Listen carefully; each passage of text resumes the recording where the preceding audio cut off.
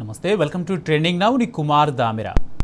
తెలంగాణ రాష్ట్రానికి వెలుగు చిలుగులు అందిస్తున్న యాదాద్రి థర్మల్ పవర్ ప్లాంట్ను ప్రైవేట్ పరం చేసేందుకు రేవంత్ ప్రభుత్వం కుట్రలు మొదలుపెట్టింది. తొలుత కోల్ ప్లాంట్, యాష్ ప్లాంట్లలో maintenance and operation, electric works, mechanical engineering works అన్నింటినీ ప్రైవేటు వ్యక్తులకు దారాదత్తం చేసేందుకు టెండర్లను ఆహ్వానించింది.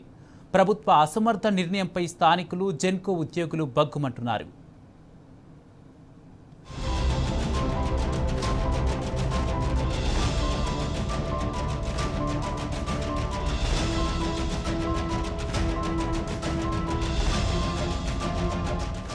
కేసీఆర్ గారి కళల ప్రాజెక్టు, కేసీఆర్ గారి మానసపుత్రికైనటువంటి యాదాద్రి థర్మల్ పవర్ స్టేషన్లో ఒక్కొక్క యూనిట్ని అంతా కూడా ప్రైవేట్ పరం చేసేలాగా కాంగ్రెస్ పార్టీ ప్రభుత్వం కుట్రలు పడుతూ ఉంది. ఈ నేపథ్యంలోనే ప్లాంట్లో ఉన్నటువంటి స్టేజ్ 1, స్టేజ్ 2 సంబంధించినటువంటి కోల్ సంబంధించినటువంటి ప్లాంటు, అదేవిధంగా యాష్ ప్లాంట్, ఈ రెండు కూడా 3 ఏళ్ల పాటు ప్రైవేట్కి ఇచ్చేలాగా ఆపరేషన్ అండ్ మెయింటెనెన్స్, ఇంజనీరింగ్ సంబంధించి ఎలక్ట్రానిక్ సంబంధించినటువంటి అన్ని పనులను కూడా ప్రైవేటు వాళ్ళు నిర్వహించేలాగా ఇప్పటికే బిడ్లు ఆహ్వానించింది.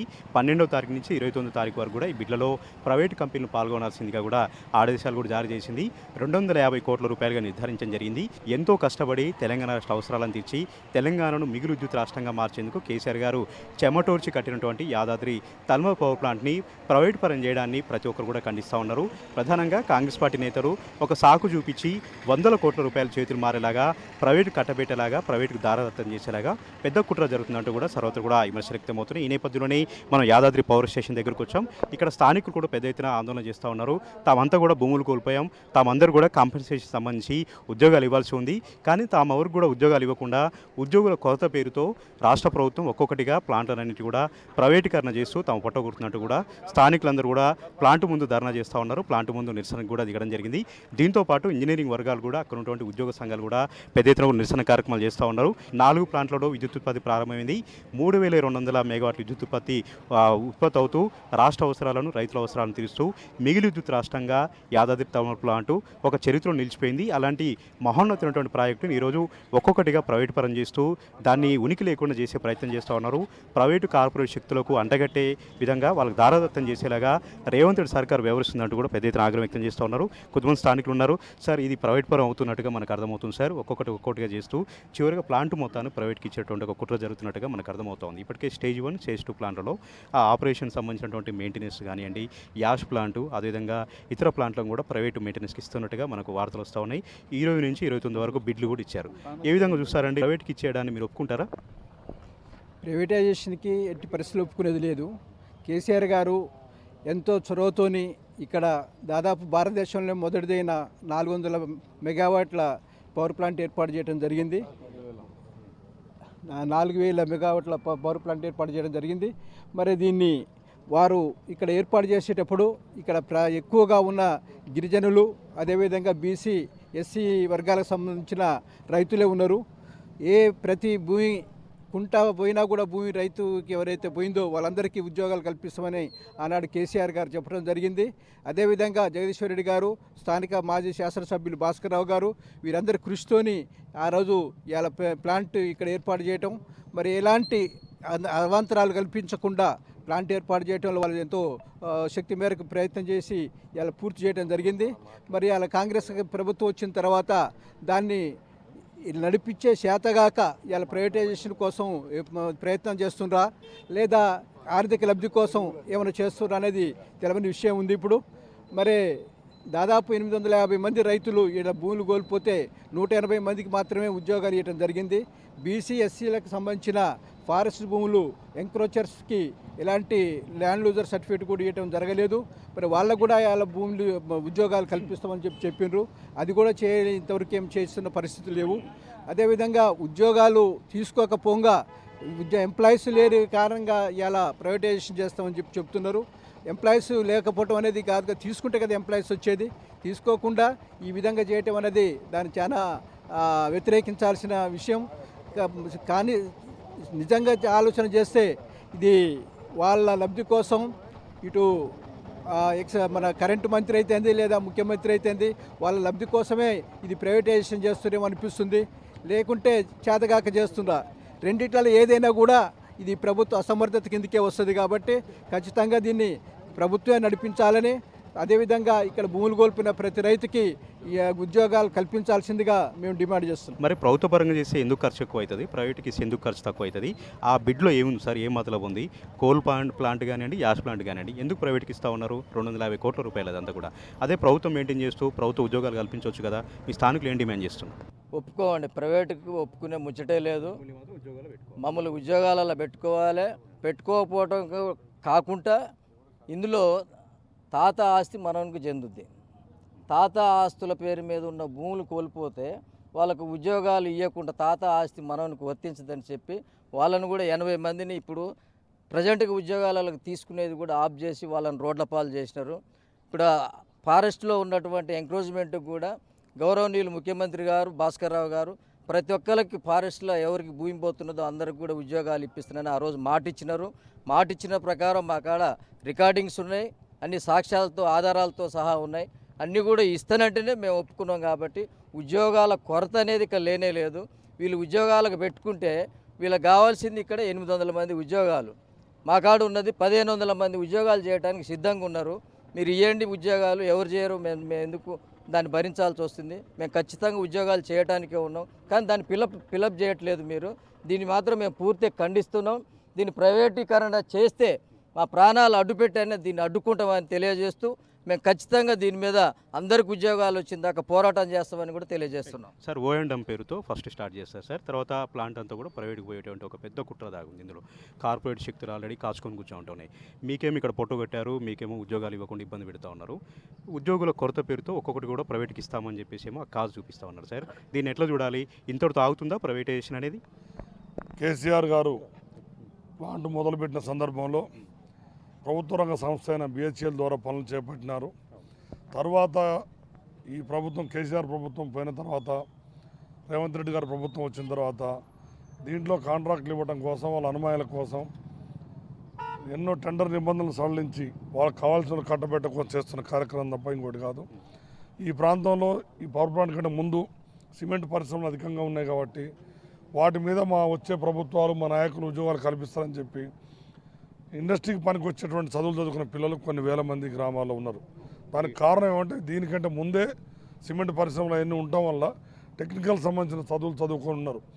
ఇది వచ్చిన తర్వాత కేసీఆర్ గారు మీద ఉన్న నమ్మకంతో మా అందరికి ఉద్యోగాలు దొరుకుతాయి, స్థానికులందరికీ ఉద్యోగాల అవకాశాలు వస్తాయి, సరే కనీసం క్యాజువల్ లేబర్ కానీ అదే కాంట్రాక్ట్ కిందనన్నా పని దొరుకుతుంది అని చెప్పి ఒక ఆశ పెట్టుకోవటం, భూమి ఇచ్చిన ప్రతి వాళ్ళకు ఉద్యోగం ఇస్తామని చెప్పిన క్రమంలో ఒక 1000-15 మంది ఉద్యోగాలు అవి వస్తాయని ఆశపడడం జరిగింది. ఈరోజు 2013 చట్టం ప్రకారం భూసేకరణ చేసి 2013 చట్టం ఏం చెప్తుంది? ఏ నిర్వాసితుడికైనా ఒక ఉద్యోగం మినిమం ఇవ్వాలి, ఆ డిపార్ట్మెంట్ లేకపోతే వేరే డిపార్ట్మెంట్లు ఇవ్వమని చెప్తే 1986 చట్టం 86లో ఉన్నటువంటి జీవో నో ఎర్నింగ్ అనే ఒక వర్డ్ పెట్టి తాత మనవాళ్ళకి కానీ కోడలకు ఇవ్వడానికి అవకాశం లేకుండా ఏజ్ తక్కువైందని ఏజ్ ఎక్కువైందని సాకుతోటి ఒక 500-600 మందికి ఉద్యోగం ఇవ్వకుండా పొట్టగొట్టి, ఇక్కడ భూమి పోయినోడికి పొట్టగొట్టి ఉద్యోగస్తులు లేరు, టెక్నీషియన్స్ లేరు, స్కిల్ లేబర్ లేరని చెప్పడం దుర్మార్గం. ఈ ప్లాంట్ రాకముందే ఇక్కడ స్కిల్ పేరుతోటి వివిధ పరిశ్రమల్లో రోజువారీగాను కాంట్రాక్ట్ కింద చేసి చాలా అనుభవం పొందిన పిల్లలు ఉన్నారు. భూమి పోయిన ప్రతి వాడికి ఉద్యోగం ఇస్తామని కేసీఆర్ గారు చెప్పారు. అదే కేసీఆర్ గారు ఉంటే ఇలా మా ఉద్యోగం వచ్చేదని చెప్పి ప్రతి నిరుద్యోగి మాట్లాడుకునే పరిస్థితి దాపురించింది. ప్రైవేట్ పరంగా చేసి ఓఎండ్ఎం ఇచ్చే బదులు 220 కోట్ల రూపాయలు ఇస్తే ఒక 1000 మంది పిల్లలు నెలకి 25,000 30,000 రూపాయలు ఇస్తే 1000 మంది ఉద్యోగాలు చేసుకునే పరిస్థితి ఉంటుంది. ఒకటి ప్రైవేట్ అవుతున్నాయండి. ఆర్టీసీని కూడా ప్రైవేట్ బస్సులు పెడతా ఉన్నారు. మెగా కృష్ణారెడ్డికి బస్సులను కూడా ఇస్తూ ఉన్నారు. అన్ని ప్రభుత్వ భూములను కూడా తనఖా పెట్టి ప్రైవేట్కి ఇస్తూ ఉన్నారు. ఈ పవర్ ప్లాంట్ కూడా ఆ జాబితాలో చేరింది. పవర్ ప్లాంట్ కూడా మేము ప్రైవేట్కి ఇస్తాము కొన్ని మెయింటెనెన్స్ చేయడానికని అంటున్నారండి. ఇది పద్ధతేనా? ఇంత పెద్ద ప్లాంట్, ఇంత కలల ప్రాజెక్టు, రాష్ట్ర మణిహారంలాగా ఉన్నటువంటి ప్రాజెక్ట్ని ప్రైవేట్కి ఇస్తే రాష్ట్ర ప్రభుత్వానికి మచ్చ కాదా? దేశంలో కాంగ్రెస్ పార్టీ అధికారంలోకి వచ్చే ఈ దేశం మా తప్ప ఎవరు లేరని చెప్పి అన్ని కుంభకోణాలే దేశంలో వాళ్ళు పరిపాలించినన్ని రోజులు దేశంలో రైలు కుంభకోణం, తేలు కుంభకోణం అండ్ నూనెది ఈనది అన్ని కుంభకోణాలే. రేవంత్ రెడ్డి వచ్చిన దగ్గర నుంచి అట్టనే ఇప్పుడు ఈరోజు జాతీయ స్థాయిలో చెప్తున్నా, ఈరోజు రాష్ట్రంలో కాంగ్రెస్ ప్రభుత్వం టీఆర్ఎస్ ప్రభుత్వంలో కేసీఆర్ గారి ప్లాంట్ని నిర్మించిండ్రు. ఏది తెలంగాణ ప్రజల ఆకాంక్ష మేరకు ఈ దామర్చల్ల మండలంలో మిర్యాలగూడ నియోజకవర్గంలో ఈడ భూమి ఉన్నది, నది పక్కన కృష్ణా నది పక్కన ఉన్నది. ఇక్కడ థాయిలాండ్ చివరి భూములు నాగార్జున సాగర్కి, పోర్టు దగ్గర అవుతుంది. ఇంపోర్టెడ్ కోల్ భవిష్యత్తులో సింగరణి కోల్ అయిపోయినా కానీ ఇంపోర్టెడ్ కోల్ వచ్చేటందుకు కూడా పోర్టుకి దగ్గర అవుతుంది, బందర్ పోర్టుకి అనే ఉద్దేశంతో ఈ ప్రాంతాన్ని సెలెక్ట్ చేసి కేసీఆర్ గారు, అదేవిధంగా మాజీ శాసనసభ్యులు భాస్కర్రావు గారు ప్రయత్నంతో ఈ ప్లాంట్ నిర్మాణం మంత్రి గారు జగదీశ్వర్ రెడ్డి గారు కృషితో నిర్మాణం చేయడం జరిగింది.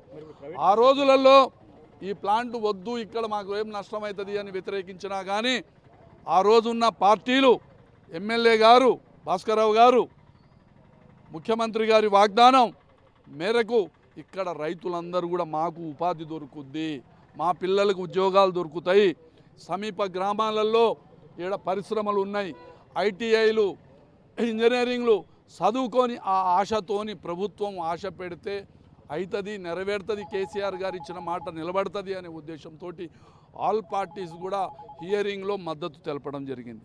కానీ ఈరోజు ప్రైవేటీకరణ చేస్తే ఇది మరో ఉద్యమం అవుతుంది ఈ ప్రాంతంలో.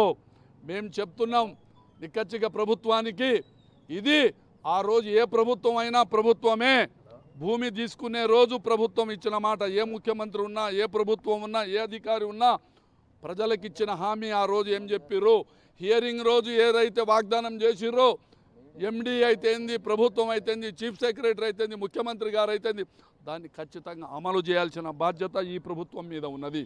మీరు కమిషన్ల కోసం మీరు ఆంధ్ర పాలకులకు, ఆంధ్ర కాంట్రాక్టర్లకు ఈరోజు ఈ ప్లాంట్లో చూసినట్టయితే ఇప్పుడు మా మిత్రులు చెప్పారు ఈడ 850 మందే ఇప్పుడు భూములు ఇవ్వాలన్నారు. కానీ వాస్తవంగా మణుగూరులో కేటీపీఎస్లో ఒక కుటుంబంలో చదువుకుంటే 2-3 రామగుండంలో 2-3 ఉద్యోగాలు ఇచ్చారు. కానీ 2013 ప్రకారం ఈడ ఒక ఇంటికి ఒక ఉద్యోగం అనేది కూడా ఇక్కడ కాకుండా వారసులకు ఇవ్వకుండా ఈరోజు కొంతమంది ఉద్యోగాలు లేవు అనే సాకుతోని ప్లాంట్ మూసేయటం అనేది ఇది చాలా దుర్మార్గం. ఇక్కడ అవసరమైతే మేము టీఆర్ఎస్ పక్షాన అఖిల పక్ష కమిటీ ఏసైనా సరే ఇది ప్రైవేటీకరణ కాకుండా ఈ 5 గ్రామాలు ఎవరైతే భూములు ఇచ్చిన రైతులు గ్రామాలు ఉన్నాయో ఇది ఏకతాటి మీద దీని మీద అఖిల పక్షం వేసి దీన్ని వ్యతిరేకించి మేము ఇక్కడ నిరుద్యోగుల కోసం, ఇక్కడ ఈ ప్రాంత రైతుల కోసం, ఈ గ్రామాల రక్షణ కోసం మా పోరాటం ఉంటుందని చెప్పి స్థానికంగా మేము ఇక్కడ ఉన్న యువకులకు మేము కోరుతూ అందరూ దీన్ని సంఘీభావం చెప్పాలని చెప్పి అన్ని పార్టీల, అన్ని వర్గాలు, అన్ని సంఘాలు దీన్ని సంఘీభావం తెలవాలని చెప్పి నేను కోరుకుంటున్నాను. మీ పేరు ఏం పేరండి? నా పేరు కొనకాని సత్యనారాయణ, తాళ్ళవీరప్పగూడెం పక్క రైతునే, ల్యాండ్ లూజర్నే నేను. అయితే ఆ రోజు పబ్లిక్ హియరింగ్ నాడు చెప్పింది వీళ్ళు, అప్పుడు సుఖేందర్ రెడ్డి గారు ఎంపీ గారు, భాస్కర్రావు గారు ఎమ్మెల్యే గారు కాంగ్రెస్ పార్టీలనే ఉన్నారు. అప్పుడు తెలుగుదేశం, అది తెలంగాణ పార్టీ అధికారంలో ఉన్నది, ముఖ్యమంత్రి ఈ ప్లాంటు ఏర్పాటు చేసిండు కేసీఆర్ గారు. ఆ రోజు చెప్పింది పబ్లిక్ హియరింగ్లో, ఇక్కడ భూమి పోయిన రైతులందరికీ ఇంటికో జాబు ఇస్తామని చెప్పారు. ఫారెస్ట్ భూములు పోయిన వాళ్ళకు కూడా అందరికీ జాబులు ఇస్తామని చెప్పారు. ఫారెస్ట్ భూములకు కూడా పట్టా భూములతో పాటు పైసలు ఇవ్వాలని మేము కోరినాం. ఇక్కడ ఏ ఇబ్బందులు లేవు, మంచిగా ఉంటుందని భాస్కర్రావు గారు, సుఖేందర్ రెడ్డి గారు వాళ్ళు పబ్లిక్ హియరింగ్లో కూడా వీళ్ళంతా కష్టపడి ఎవరిని వ్యతిరేకంగా చెప్పకుండా ఇక్కడ ఫ్యాక్టరీ నిర్మాణం జరిగింది. ముఖ్యమంత్రి గారు ఈ ఏరియాలో ఫారెస్ట్ భూములే ఒక 2500 ఎకరాలు ఉన్నాయి, ఇంకొక 2500 ఎకరాలు రైతులయ్యి మొత్తం తీసుకొని ఇక్కడ 4800 ఎకరాల భూములు తీసుకొని ఆ రోజు ఉద్యోగాలు ఇస్తానన్న భూములు పోయిన వాళ్ళు అందరు కలిపినా 850 మంది ఉన్నారు. ఇవాళ ప్రైవేటుకి పోతే ఇవాళ మాకు హక్కే ఉండదు. ఇది నా కొడుకే ఇచ్చిన, నా కొడుకుదే ఇంతవరకు ఇవ్వలేదు, నా భూమి పోయింది, నా కొడుకే ఇచ్చిన.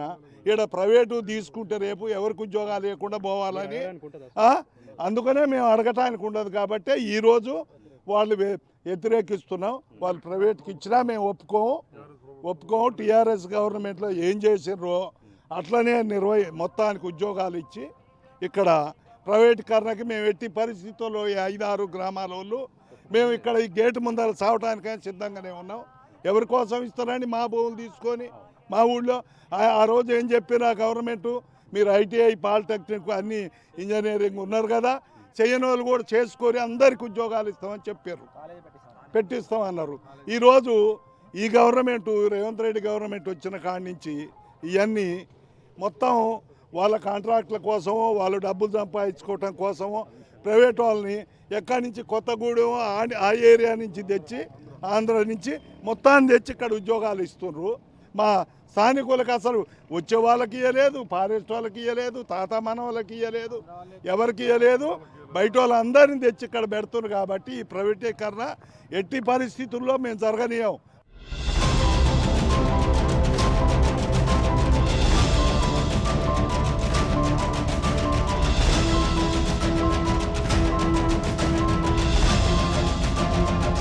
రాష్ట్రాన్ని మిగులు విద్యుత్ రాష్ట్రంగా మార్చే ప్రాజెక్టును ప్రైవేటు పరం చేయడం దుర్మార్గమని స్థానికులు ఆరోపిస్తున్నారు. ప్రైవేటుకు ఇచ్చే ముందు స్థానికులమైన తమ పిల్లలకు ఉద్యోగాలు ఇవ్వండి అంటూ ధర్నాలు చేస్తున్నారు. భవిష్యత్తు మీద ఆశతో తమ భూములు ఇచ్చామని, ప్రభుత్వం మాత్రం తమ పిల్లలకు ఉద్యోగాలు ఇవ్వకుండా మొండి చేయి చూపిందని ఫైర్ అవుతున్నారు. ప్రైవేటు పరం చేస్తే తగిన మూల్యం చెల్లించుకోక తప్పదని హెచ్చరిస్తున్నారు.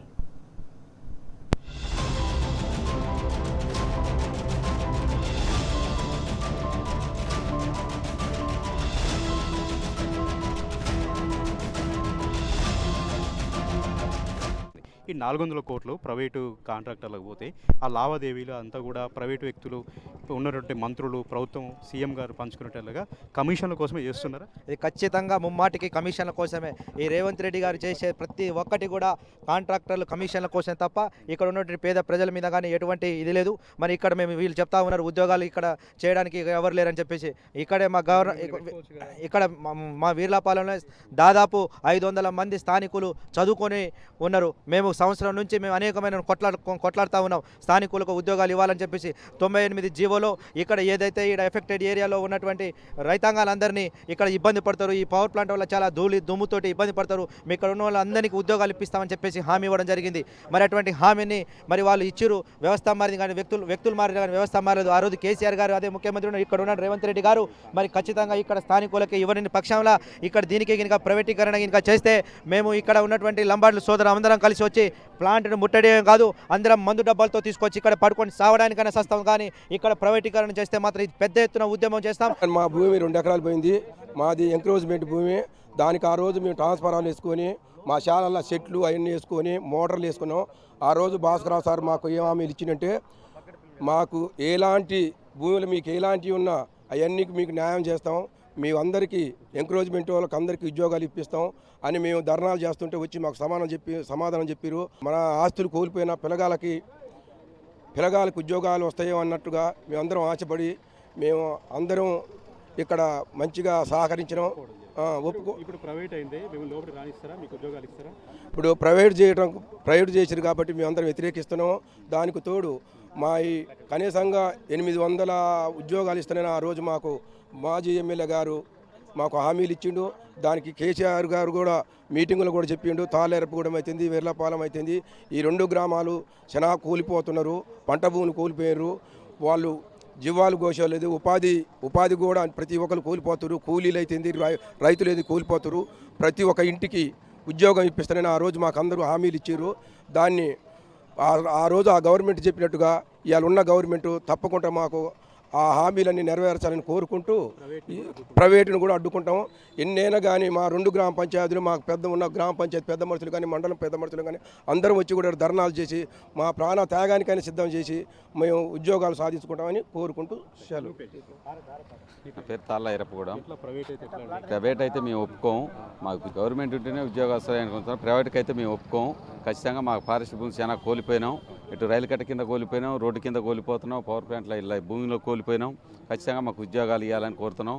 ప్రైవేట్గా చేస్తే మాత్రం మేము ప్రాణాలకైనా సిద్ధమే. మేము ప్రైవేట్ అయినా చేయనేమో అడ్డుకుంటామని మేము తెలియజేసుకుంటున్నాం. ఏంటండి ప్రైవేట్ అవుతుంది, మీకు ఉద్యోగాలు వస్తాయి? ప్రైవేట్ అయితే రావు. గవర్నమెంటే ఇప్పుడు ఉన్న వాళ్ళకి తాతమాన వాళ్ళకి ఇవ్వలే, రైలు కట్ట వాళ్ళకి ఇవ్వలే, మళ్ళీ కొత్త రోడ్డు తీసుకుంటారు, ఫారెస్ట్ వాళ్ళకి ఇవ్వలే, ఉన్న వాళ్ళు ఇంకా 1000 మంది ఉద్యోగస్తులు రావాల్సిన వాళ్ళు ఉన్నారు. ప్రైవేట్ అయితే ప్రైవేట్ ఎక్కడి నుంచి తెచ్చిస్తుంది? లోపలికి కాదు, అసలు రోడ్డు కూడా ఎక్కే పరిస్థితి ఉండదు. కాబట్టి ప్రైవేట్ మేము అడ్డుకుంటున్నాం. ప్రైవేట్ కానిచ్చేది లేదు. ఈరోజు ఈ పవర్ ప్లాంట్ రాష్ట్రం మొత్తం వెలుగులు నింపి మా గుండెల మీద ఒక దువ్వ కలుష్యం పొల్యూషన్ మా భూములందరూ ఇక్కడ ఉన్న భూములు మొత్తం కూడా ఒప్పజెప్పినాం. ఎందుకనగా ఇది గవర్నమెంట్ పరంగా ఉంటే మాకు మంచి జరుగుతుంది అనుకున్నాం, కానీ ప్రైవేటీకరణం కావడం వల్ల మేము చాలా కోల్పోవడం జరుగుతుంది. కావున ఇది ప్రైవేటీకరణ కాకూడదు. ఇది కేసీఆర్ కళ. మన ఇక్కడ నియోజకవర్గంలో అప్పుడున్న ఎమ్మెల్యే భాస్కర్ రావు సారు, అప్పుడున్న విద్యుత్ శాఖ మంత్రి జగదీశ్వర్ రెడ్డి గారి ఆశయంతో ఇక్కడ పెట్టిన ఈ విద్యుత్ పవర్ ప్లాంట్ ఏదైతే ఉందో ప్రైవేటీకరణ కాకూడదు. ఇది ఎట్టి పరిస్థితుల్లో గవర్నమెంట్ పరంగానే ఉండాలని మేము ఆశిస్తున్నాం. అడ్డుకుంటాం, కంపల్సరీగా అడ్డుకుంటాం. యువత మాత్రం ముందే ఉంటుంది.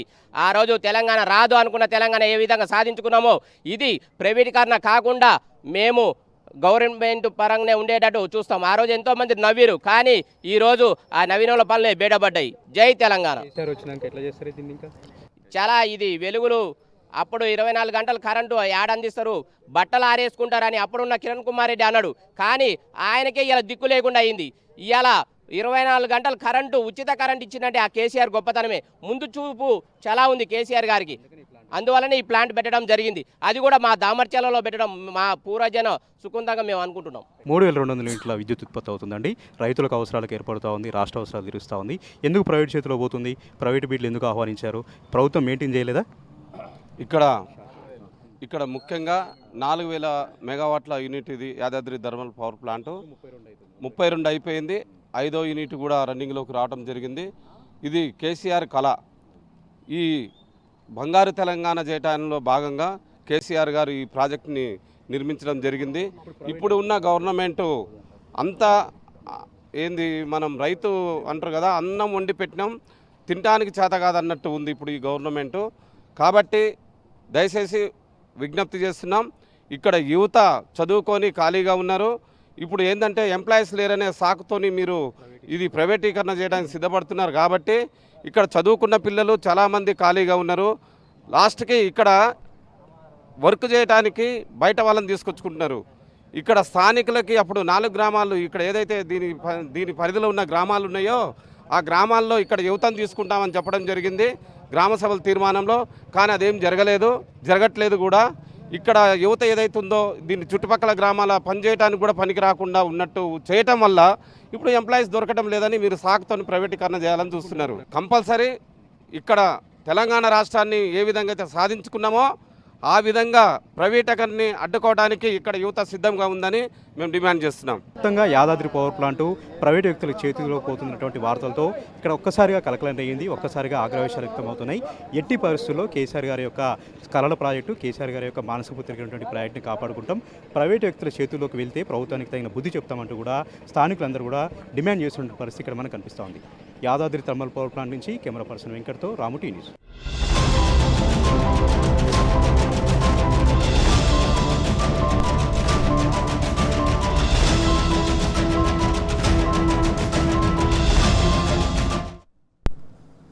రైట్, ఇక ఇది ఇవాల్టి ట్రెండింగ్ నౌ. చూస్తూనే ఉండండి టీ న్యూస్.